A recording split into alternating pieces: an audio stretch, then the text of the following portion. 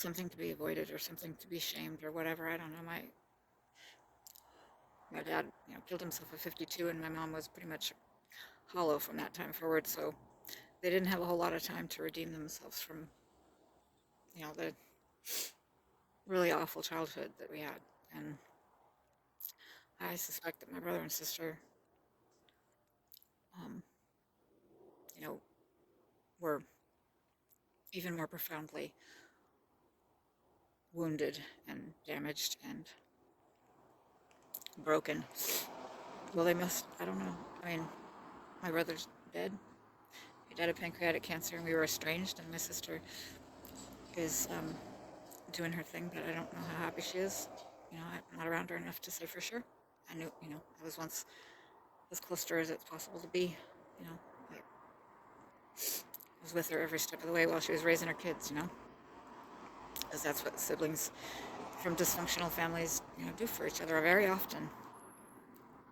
And, we prop each other up, and she needed propping up during that time, and she popped me up at times, and so I just did my turn, and, she bought my school clothes, and then kept me at her house all the time, so I didn't ever go to school, and I didn't graduate on time, but, before that, I had absolutely no clothes.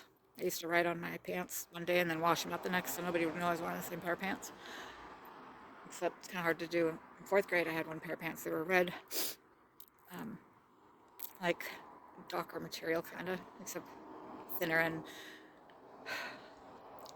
they were hand-me-downs from my mom's best friend, Chris's daughter, Sam, and which was fine because that's where pretty much all my clothes came from. But they were red. They were, had been washed 1,000 times, and my mom cut the bottom of them with Rick Rack scissors. I don't know if you know what those are, but they make little, a little zigzag pattern in fabric. So I wore those pants every day to school. I'm not kidding. I didn't. There was no day in between when I had a different pair of pants.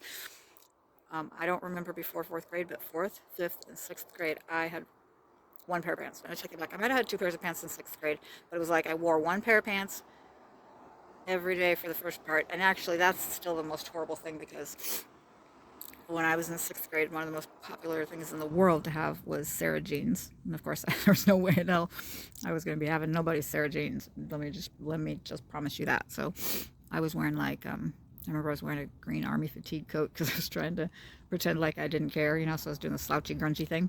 And I did that for a couple of years until my sister was able to start buying me some clothes. Yeah, that's right. Was it sixth grade or seventh grade? I think it was seventh grade when she started buying me clothes. So anyway, the point is, um, Sarah jeans had glitter in them. And I got these as a pair of hand-me-downs from my friend, Stephanie. And she had already washed all of the glitter out of them. So I had glitterless Sarah jeans for half of the school year for sixth grade. I rocked those fucking things. And my sister was the one who took me school shopping that year because my mom was a demon and agoraphobic. And my sister pretty much hated me most of the time when I was little, and I'm sure I deserved it, but mostly it was probably because of my dad, because my mom left their dad for my dad, and then he got drunk and beat her up, and so I could understand the resentment. Anyway, the point is, then I was their kid, so that union spawned me. Anyway, it doesn't matter because it just is what it is, shit happens in childhood, and some of it really sucks until you flip that bitch and make it work for you. That's what you have to do, because otherwise you'll just sit down and pee on yourself and you'll never get back up. And this is the thing that nobody tells you when you're sitting there peeing on yourself. They don't circle the block, okay? When they walk away, they walk away. And you'll only have people's attention as long as they absolutely have to pay it, because they are more afraid of whatever will happen if they don't. You ask anybody whose opinion you respect if what I'm saying is a lie. That is the way the world works. And if you are young and you don't know that because it didn't work that way in your house, you are in for an incredibly rude shock. And I personally, as a mom, I've raised my own kids and then a whole passel more. I just say 8. I kind of round to 8. I just think it's unconscionable. I just think it's unconscionable, and I wouldn't want it done to my kids. And honestly, it doesn't even matter because we're all human beings, and I don't want it done to you. I don't want you to wake up at 40 like I did and just fat and fucking miserable and hating every single thing about your life and everything you've ever done. So much so that you are willing to destroy everything, even the few beautiful things. Even the few things that you manage to hang on to by your fucking fingernails. The respect and love of your children and a house that you could just call home, for the first time ever and work on and eat in and be safe in for the first time ever. And I was willing to just flush all that down the toilet because my misery was so great, but I just needed it to stop. I just needed it to stop. And I was lonely as hell because I was living a fake life. I wasn't showing up for anybody. I wasn't even showing up for myself. I didn't even know who I was. I was totally playing a role because I had no fucking clue what was going on. I had no idea how to do anything. And I was scared to fucking death all the time. You know, that's what happens to kids who are raised with, being rattled around like that. When your parents teach you, answer the phone, tell the bill collectors they're not home, you don't learn money management, okay? And when your parents are all fucked up and they don't pay attention to you, and they're mean to you, and they send you mixed messages, and they marry people that are mean to you, and they hurt you, you don't know how to be a good parent. And having kids doesn't make you a good parent. So you have a kid, and then you think that you're going to take care of that kid, and you're going to love them, and that's going to redeem you because you have all this love inside of you, and you don't want to hurt them like you were hurt. But things happen, and you don't understand how they happened because you didn't want that. Well, it's because that's how you're wired. It took me a lot of years. I'm very, very determined. I'm a very, very determined person. It's not a good thing, actually. I think it's a bad thing because I lived a lie out of determination. I literally lived a lie. I didn't know I'd lived a lie until I was 48 years old. 48.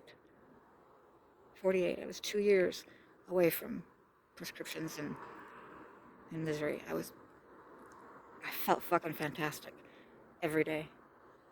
And then the realizations started. And they started coming at me so hard. Realizations about various ways in which I had been completely and totally full of shit, where I had been immoral and reckless and irresponsible and immature and selfish and unkind. And that's the worst one, unkind. Because I was what we called in my family anyway, big love. That was my thing in our family. I was the big love. Um, and I was the Pollyanna. I would freak out and scream and cry when they tried to kill bugs, and I have some funny stories about that. But it's not always a good thing, and I'll tell you why it's not always a good thing to have that much compassion. It's not a good thing unless and until you have clear boundaries around yourself, so you can protect yourself. Because otherwise, you become punchy. You become fearful of everything and everyone because you're overwhelmed by emotion, and there's nothing you can do about these situations, and nobody talks to you about it and tells you that this is how emotions work, because we have to do the stern, uncommunicative. We're not a bunch of pilgrims anymore. We could fucking talk to each other and tell the truth about shit. Rather than saying one thing and meaning another, and then ending up so fucking miserable that we can't even breathe, and we're willing to do any kind of stupid shit just to make the misery stop. That's what the hell is going on in this country. Nobody will say it because it's the elephant in the room. It's the emperor without the pants, and it's that fat little fucker behind the curtain. We're all fucking miserable because none of us like our lives because we set them up according to somebody else's values. And it takes a while for our will to slip and for us to really, really see it. And it's scary once we do see it, so we keep pushing it away. That's the way the mind and the brain do the two-step with each other through our whole lives.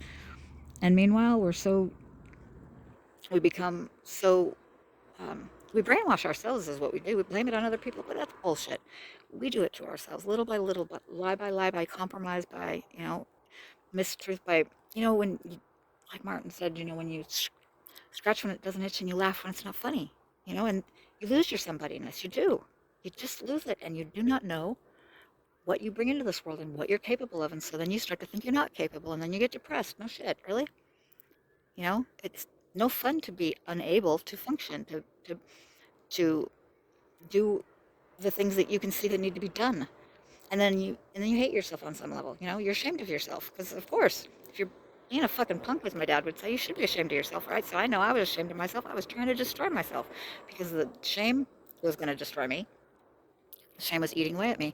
And that's the irony of the situation, is that the people that it takes down first are the ones with an excess of, um, I guess as Jordan would say, of conscientiousness. And I I've always thought of it as more, in my family it was kind of more like honor. You're supposed to be honorable, which is ironic given what I told you about my parents. But that just um, explains another realization that I had, which is that for people who know, who see, whose mind's eye has a picture of a way to be that is honorable, right? So for whatever reason, like my dad was like this. He believed in honor, and he believed in well, he kind of raised us on street rules, and that whole system is based on honor. It's very simple. It's just don't be a fucking dick, and don't never ever ever ever ever rat on anybody, ever, ever, and don't talk shit behind people's backs and ruin people's reputations, and you don't betray people, and you don't take people's partners or somebody they are emotionally attached to, and put them through that agony. You don't have any part of that. Like, that's just not okay. That's just not okay. And I think we've compromised on so many of these things, and that's why nobody wants to talk about it. Nobody wants to admit it. That's why, I guess why I have to get myself worked into a complete and total state and sit here and make you watch a stupid video of cars driving by, because it's so uncomfortable to talk about. It's so fucking uncomfortable to talk about that it's taken me 2 years since I realized what happened to me. Because of course I was going to find out. How did I do that? How did I let it all get so snarly and ugly that I couldn't even look myself in the face, and therefore I kind of split in half, because that's what happens. I was so full of shit that I didn't even know myself. I mistrusted myself on every level, and I would do one thing and feel another, and then my body and my mind were like, I don't know what this fucking bitch is doing, and they just gave up, and because I confused the hell out of all my systems, and that's what we're doing. I see these people being dragged around behind their spouses on Saturdays shopping and shit. Let me just tell you something right now. They don't want to be there. Let them go. I'm not talking about grocery shopping. I'm talking about like clothes shopping and shit. These people, guys being dragged through Pier 1 imports and stuff. Let him go. Knock that shit off. You do not get a friend, okay? Get a friend or go by yourself. You can do that. And I promise you that if you go by yourself, your marriage will be happier. Your relationship will be happier. Basically, you don't have to take my advice on this, because I've been estranged from my husband for, I don't know how long, but I didn't like him very much before that. I don't even know why I got married. I don't know that I'm necessarily a relationship person, and I have zero interest, but I will tell you one thing. Whether it's a romantic relationship or otherwise, I do have the ability to get along with people. I can literally get along with anybody, because I just truly, really fucking dig people. I just think people are cool. I just do. And I think sometimes they're assholes, and that's, whatever, but I just really like people. And so I don't have a problem getting along with people. So most of the time I get along with my estranged, which is remarkable, because he's a big, huge talker, and despite this rant I'm on right now, I'm really not. And I really like to, I like to work, and I like to learn, and I love him dearly, but I don't learn from him, and he keeps saying the same things, and he's talking about things that I don't think that anybody should be talking about right now, when 100,000 kids a year go missing off the streets of the United States of America, and nobody's doing anything about it, because we've all got our heads up our butts and each other's butts and Game of Thrones butts, and we really need to, hello. I mean, this thing, I was right there, so I'm talking to myself. I knew it was going on, but I wouldn't let myself look squarely at it, because if I did, I would have gone fucking crazy, right? In fact, it was, the thing in my family. Don't talk about that. Don't talk to mom, around mom about that. If it had to do with, you better not talk about something having to do with a kid around me. And I'll lose my shit. And if you do tell me the story of some kid, well, really anybody, but especially a kid that, we were the house where the runaway kids came, and then I did the right thing. I contacted parents or whatever to let them know that they were there, because I didn't want them to worry. I did that every time. Um, I did. I contacted them, and then one time I had her contact them, but I watched. I wouldn't do that to a parent, but I did let, and and all my kids' friends, all of them still call me and come by, and just to chat. They don't even really want anything from me. Sometimes I can't help myself when I say something, just because when I see them about to step into a big, huge pothole, I can't help it. It's like being in a car. I'm a little way. Can I say something about that right there? Okay, can I just suggest that you look at this one thing right here? And then that's all I say, because, man, you talk too much and they're done. They're tuning you out for the rest of your life. So, you know, um, when I realized a couple of years ago, really how this had all um, played out in my life. The up and the down and how I had gone through, so much of my life being 100% true to my vow to myself, which was that I was going to be the adult that I wish had been around when I was a little girl. I was so true to that. And then all of a sudden, it's like I'd forgotten I'd ever said it. Like literally, right around my 40th birthday, my mom killed herself, after my dad did it, and I think that's what sent me. And then my older sister died, and she died of a drug overdose. She went, I don't think she was trying to kill herself, but that's just what happens. She was on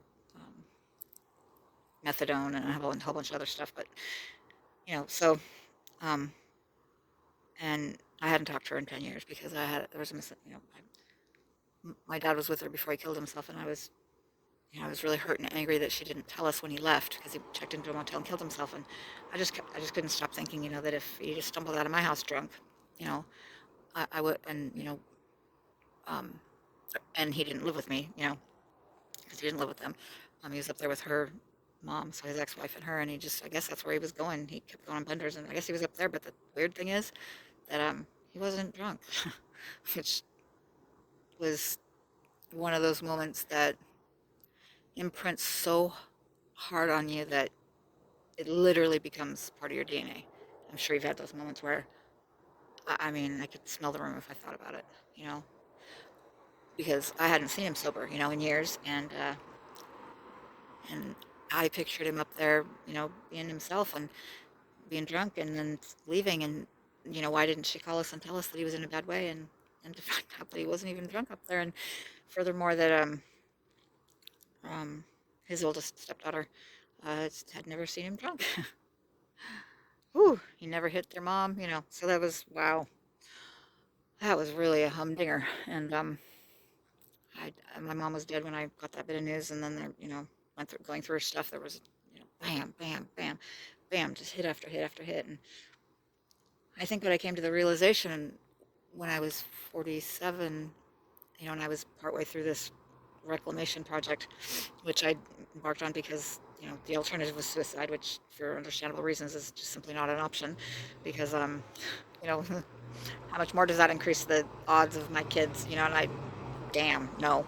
So, I'm saying that was some serious motivation, and it has continued to be. And as my eyes have cleared, my head is cleared, and my sight is cleared, I gotta say that I've added a whole bunch of kids to that list, the whole lot of them, to be honest with you. And so I don't know if you're familiar with, the whole concept of, um, moms who pick cars up and shit when they're resting on their kids, but tell you what, you want to fix this country, you put it in the hands of the moms and the grandmas who have stepped up and actually raised decent human beings.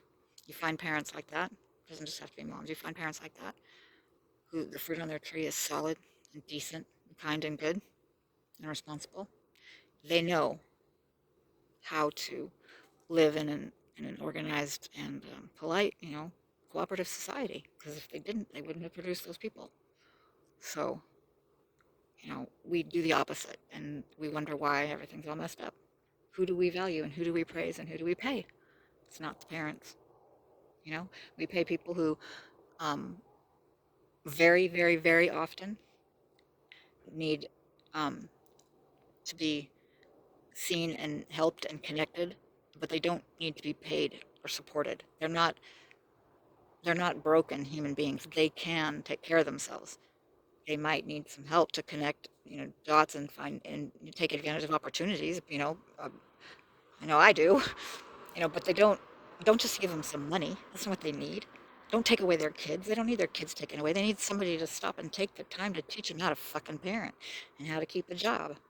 I mean, I have over the years hired so many people who are either homeless or very nearly there, and I am telling you what, they do not know the fundamentals of how to do a job right. It's just period. I'm telling you, they don't understand the concept to a person. They do not understand the concept of take care of your tools, clean up after yourself. I'm telling you, they must be difficult to hire. Well, I wouldn't say they're difficult for me to hire because that was the whole damn point. I've been saying since I was 4 I was going to end homelessness. I couldn't figure out how, of course. So I'm just like, well, I'm just going to drop some shit in the bucket. I figured it out though, because I do what I say I'm going to do. That's the spirit of the America that I grew up in. We do what we say we're going to do. Doesn't matter what color our skin is. It doesn't matter who we fuck. If we do what we say we're going to do and we take care of each other, and I don't just mean our own, because I'll tell you what, who's picked me up more times than anything is strangers. Strangers on YouTube who open up their mouth and say brave things and smart things and save me from myself. And strangers at the park who are friendly and remind me that people are good. And little kids in the neighborhood who wave and say, "Hi, Erica," and wave me over and light up my entire world. You know, these beautiful Somalian women that walk past my house every day, and they're so goddamn gorgeous and regal. And I just think that there's something phenomenal about every single person. And we have forgotten that because we've forgotten it about ourselves. We don't believe that we're beautiful. We don't believe that we are amazing and stunning and smart and kind and good. So we don't see other people that way. And that is how we are until we're broken. And then we act out until we're scared.